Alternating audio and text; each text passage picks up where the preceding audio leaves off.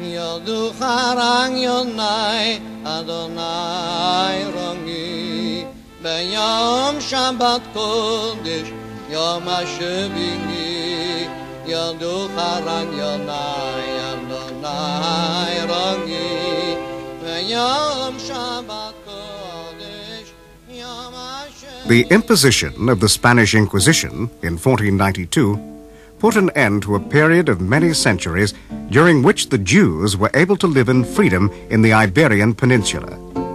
Many who refused to convert to Catholicism ended their lives at the stake or were publicly put to their deaths in auto da fe. Others fled or survived by pretending to adhere to the Christian faith. These sham Christians were known as Marranos. When life became too difficult for many of these Marranos, a number of them fled northwards to Amsterdam, where they settled around the year 1600. In 1602, at the Montalbaan's Tower, they met with Rabbi Uri Halevi, who had come from the northern German town of Emden, and who guided them back to the Jewish faith. In the enoga, the synagogue of these Spanish and Portuguese Jews built in 1675, we can still see the Torah scroll which Uri Halevi had brought with him from Emden, the parchment scroll containing the text of the 5 books of Moses. It is the first Torah scroll ever used in Amsterdam. The Halevi family name is inscribed in Hebrew around its edge. The enoga also contains a number of fine items that mark the earliest history of this community, such as this dish, depicting the blessing by the Kohen, the priest. It dates from 1520. There is also this shield from 1620, bearing the sign of the new month, a gift from Jacob and Rachel Tirado. They were among the founders of this Portuguese Israelite community. In 1627, the physician Abraham Farah fled Lisbon for Amsterdam, where in 1629 he donated this Hanukkah lamp to the Portuguese Jewish community. This lamp was to serve as a model for many similar Hanukkah lamps to be made in later years.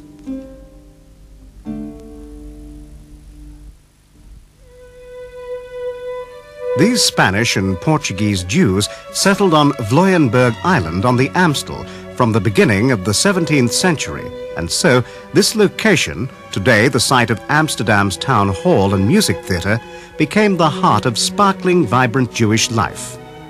During the early 17th century, 3 Portuguese Jewish communities sprang up in Amsterdam. The first, Beit Jacob, was founded in 1624. It was followed by Nove Shalom and Beit Israel. In 1639, they merged into a single community, Talmud Torah, which had its synagogue on the Houtgracht.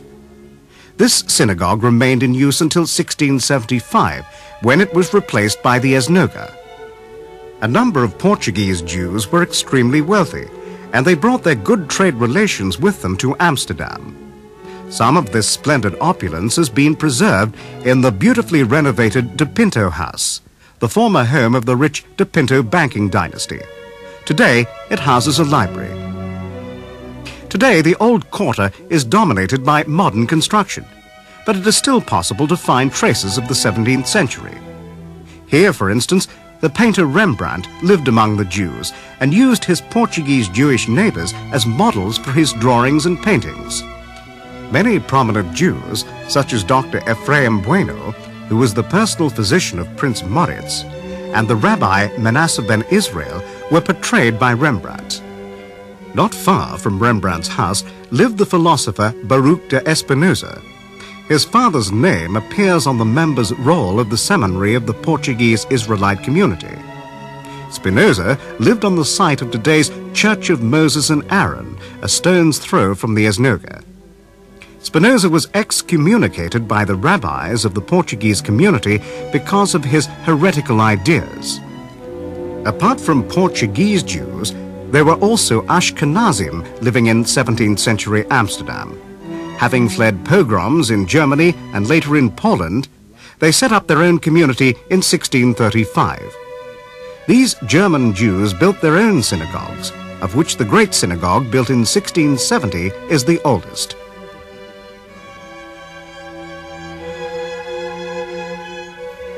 Like the three other synagogues in the complex, the Great Synagogue recently underwent extensive renovation and now houses the Jewish Historical Museum.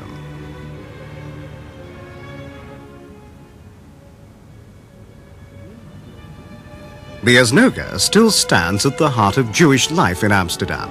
Since its consecration in 1675, the building has been in constant use except for some time during World War II.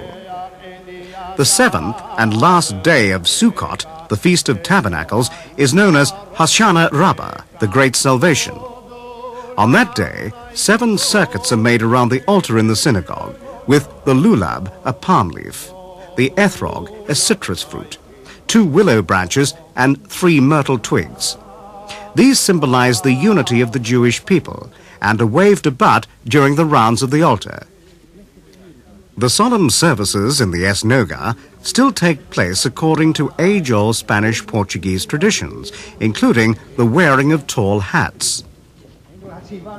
Today, some of the prayers are still recited in the Portuguese language.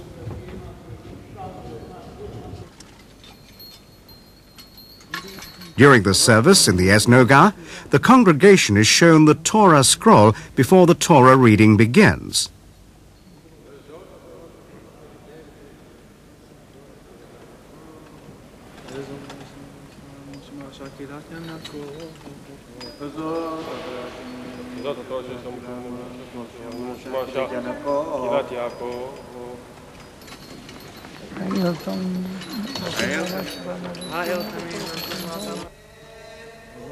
The Torah is read from a raised platform known as the Tabor.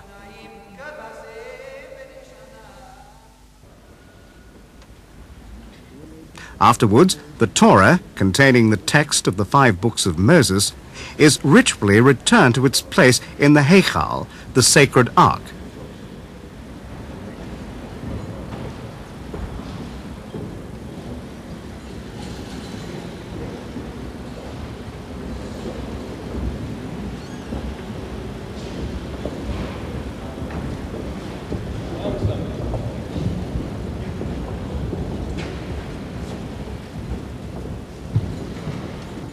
The parmasim, or governors, have their own pew on the side of the enoga.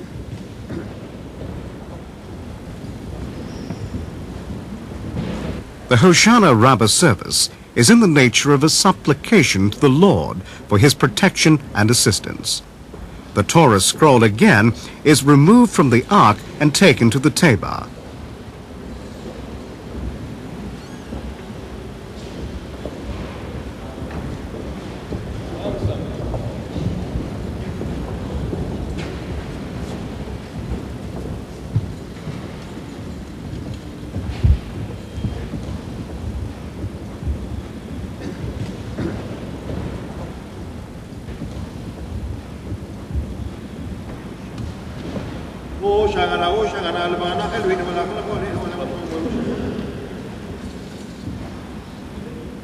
Now the 7 circuits are made, carrying the lulab and the ethrog.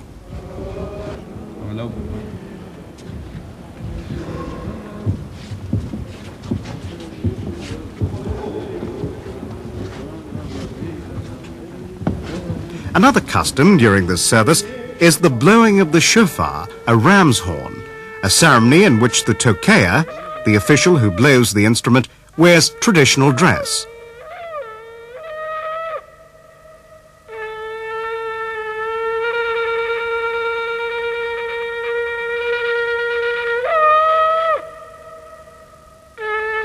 It's a fitting and worthy close of the Feast of Tabernacles, with its wealth of symbolism. A feast which isn't merely to celebrate the harvest, but which also commemorates the 40 years which the Jews spent roaming the desert on their way from Egypt to the Promised Land, sheltering in small huts and relying on divine protection.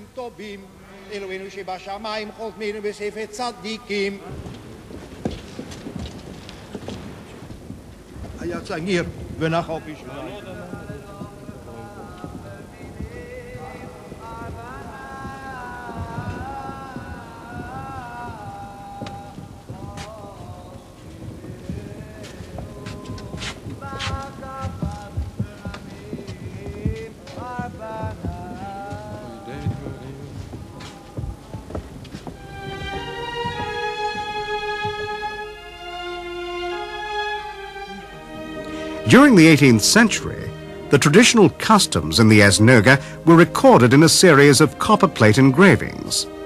These customs include the Hoshana Rabbah and the blowing of the shofar during the Jewish New Year.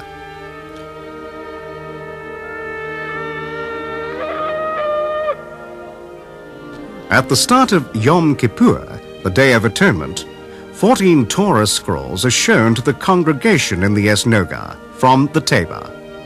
On days of high celebrations, the Torah scrolls are decorated with white mantles and silver filigree rimonim, the ornamental towers.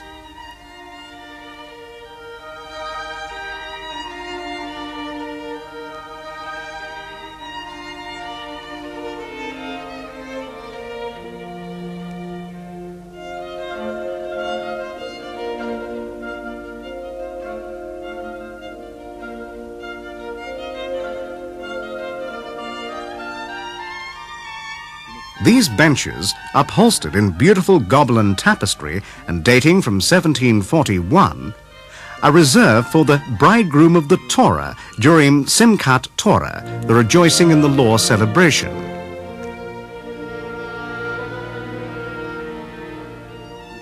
These silver tassels, dating from the second half of the 16th century, were donated by the Pimentel family of Amsterdam and are still in use as collection plates on days of fasting and at wedding celebrations.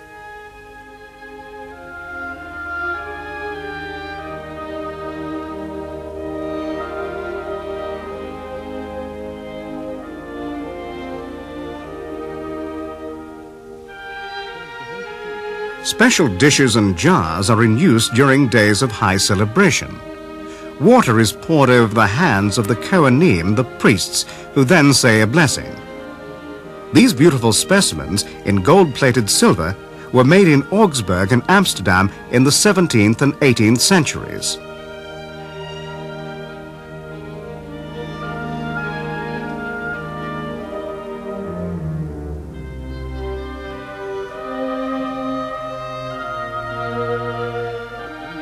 One of the jars bears a representation of the patriarch Jacob with his beloved son Joseph. The second dish shows King Solomon on his lion's throne handing a scepter to the Queen of Sheba.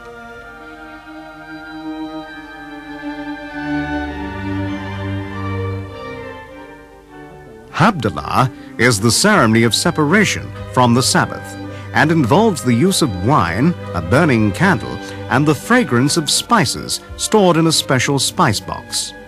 The smell of the spices is symbolic for the fading Sabbath.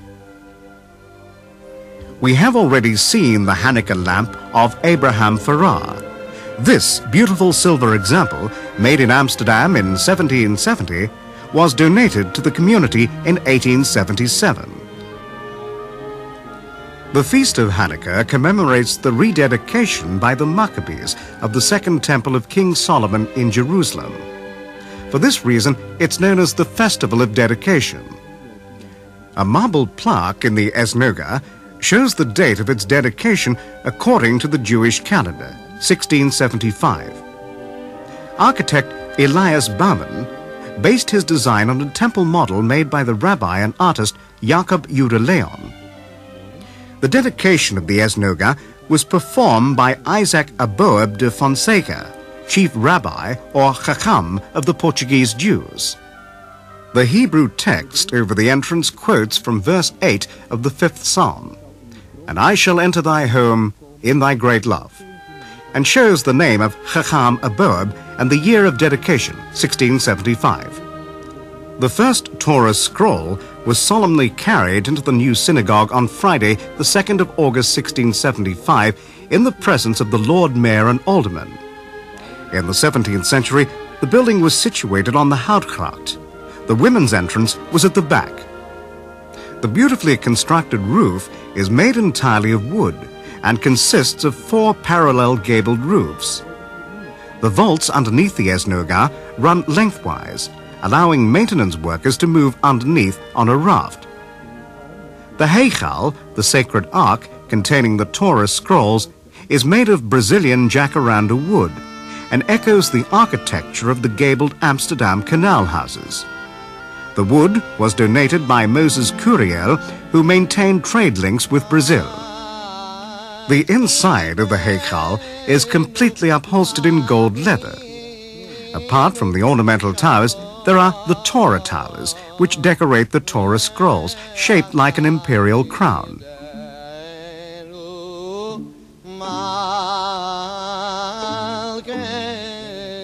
In the past, all the walls of the enoga would be covered with gold leather on days of celebration, but this leather was lost during the war.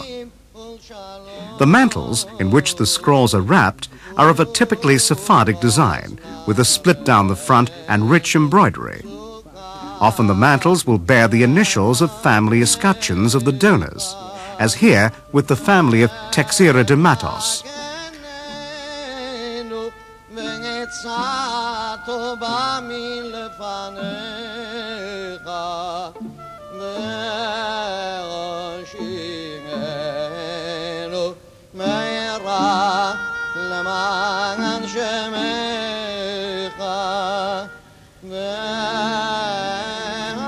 This gold pointer, a pontero or yat, used to trace the lines during the Torah reading, was donated by the English sister community on the occasion of the 200th anniversary of the enoga in 1875. The pontero is used on days of celebration and during a bar or bat mitzvah, the ceremony of coming of age in the faith. The Hebrew name for these ornamental towers is rimonim, literally pomegranates. This pair of silver rimonim are clearly shaped like pomegranates. Other rimonim were given the shape of Amsterdam church spires. One example was the famous Wester Tower.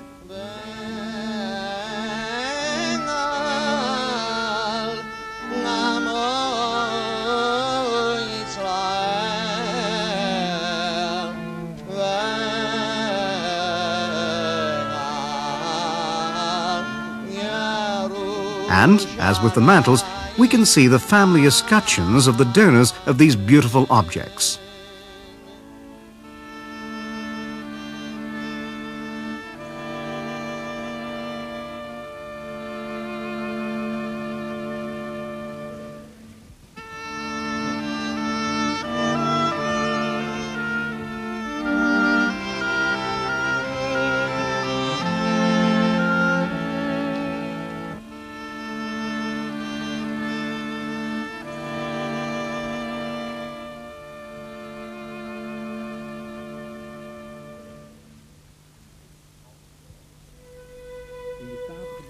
On the wall of this stately boardroom or mahamad, we see the symbol of the Portuguese Israelite community, created when the original three communities merged in 1639. It represents a pelican breastfeeding its three young. The symbol currently in use is that of the phoenix rising from its ashes. On the opposite wall hangs a large painting depicting the interior of the enoga as it was in the 17th century.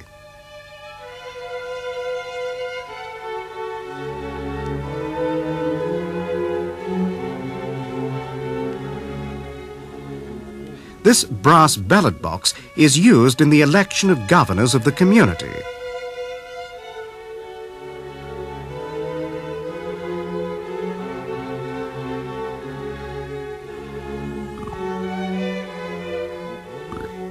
Here, too, we see the name of the donor, Abraham, son of David Texera de Matos. Beautiful silverware can also be found in the collection of the Sacred Brotherhood for the marrying off of orphan girls and young daughters, Santa Compañía de Dota Orfas e Donzales, founded in 1615 and modelled on a Venetian example. This popular and initially charitable institution for the provision of dowries is one of the many traditions of the community.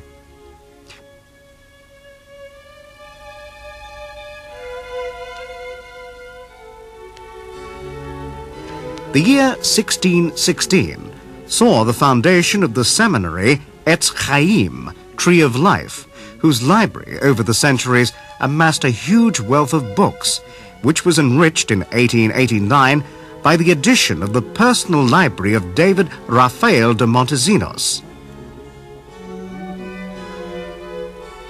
The library is housed in the annex to the enoga and is regularly consulted by scientists and academics around the world. The current librarian carefully nurtures the precious collection of books.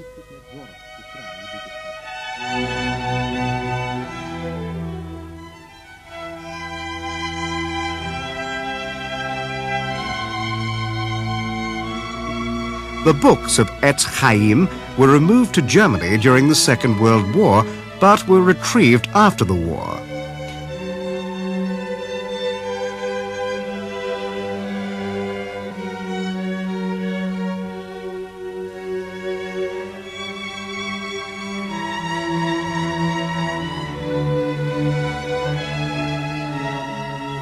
The prevailing press freedom in the 17th century Netherlands led to the publication of many Hebrew books in Amsterdam, such as Bibles and editions of the Talmud.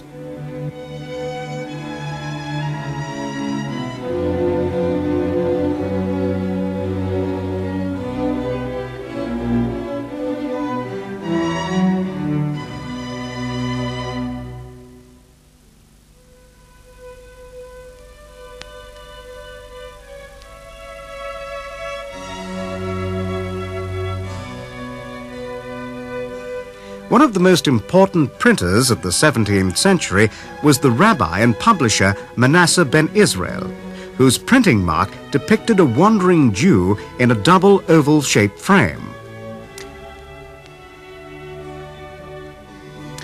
The grave of this well-known rabbi and printer can be found in the Portuguese Israelite cemetery Beit Chaim, House of Life, in Oudekerk, on the Amstel River just south of Amsterdam. The cemetery, which dates from 1614, is situated in the heart of picturesque Oudekerk and contains many beautifully sculptured marble tombstones. The famous Chacham Aboab, too, has been laid to rest here.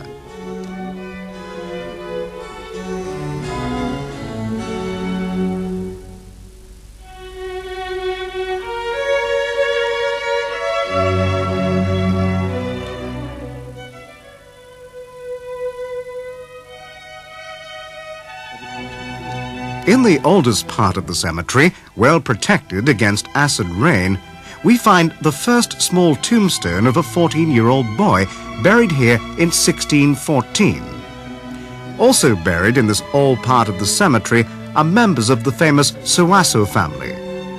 Francisco Lopez Soasso was the one who financed the journey of Stadtholder and King William III to England in 1688. Eliahu Montalto was a general practitioner in Livorno before becoming the personal physician of the Duke of Tuscany and Maria de Medici. He died in Tours, France, but had expressed the wish to be buried in Oudekerk.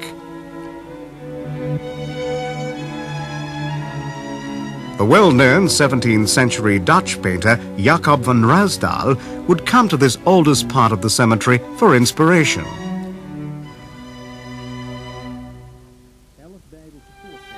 The beautifully sculptured tombstone of Moses Senior, buried here in 1730, depicts 11 biblical scenes. As is usually the case, the stone bears the first names of those buried there.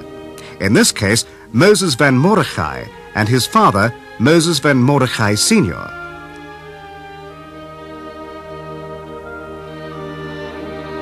Other stones have been decorated with 17th century vanitas motifs, such as skulls and hourglasses, symbols of the transience of life.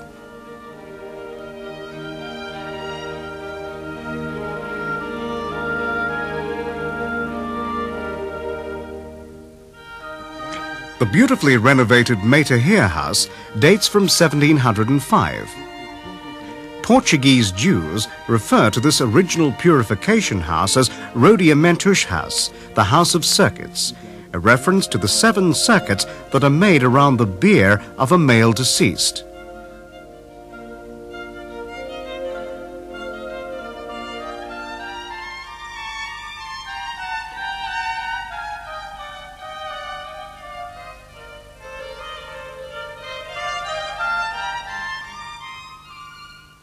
This famous cemetery was depicted many times during the 17th and 18th centuries. Situated on a tributary of the Amstel River, it used to be easily reached by tow barge.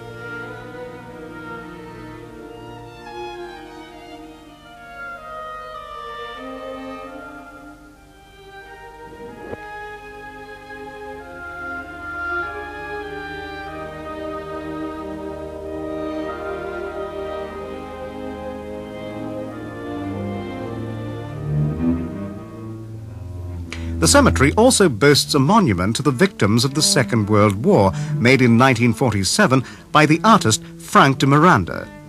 23 urns serve to commemorate those who could not be laid to rest here.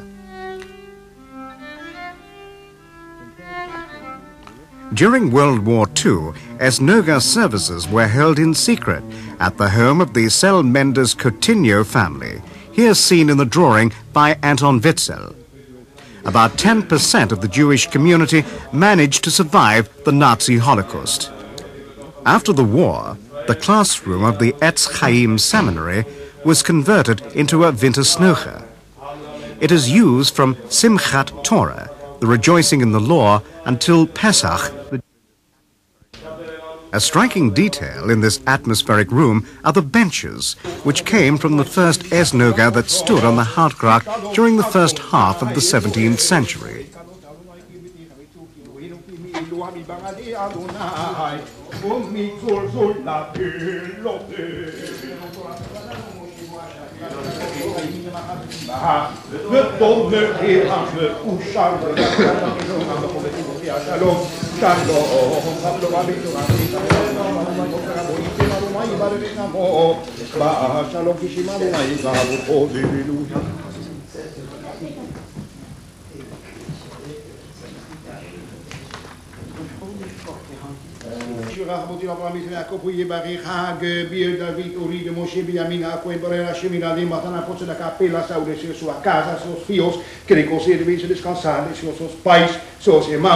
Seus cunhados que com serviço descansado, que me rata bodo que escuta na xixi, reach nichoach la dungaru yom Shabbat, shlich basim lishat mi moshling ishorim, so holet ni chablu la bashim liskom la Shabbat, beshabbato na vatani bniska.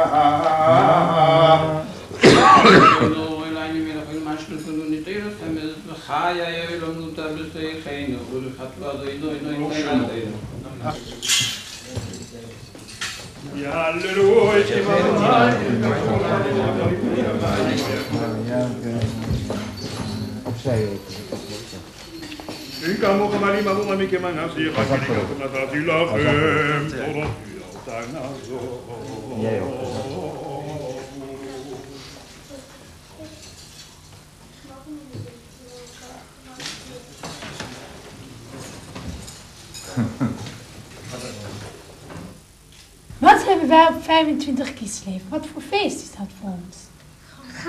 Chanukka. Hoeveel dagen is Chanukka eigenlijk? Wie weet dat? 8. Tamai, wat zei je? 8. Goed In zo. the annex to the enoga complex, Jewish children still take regular Jewish classes. Here too, the old saying applies. He who has the young has the future.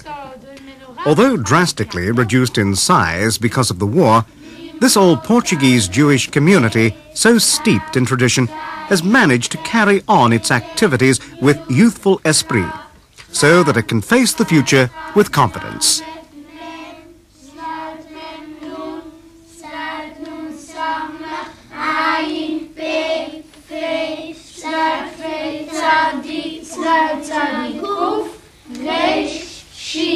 Sing en de taf en de taaf. Oké. Nora Mashem Malach B'terem Goyetzir Nivra Le'et Nasa B'chetz L'kol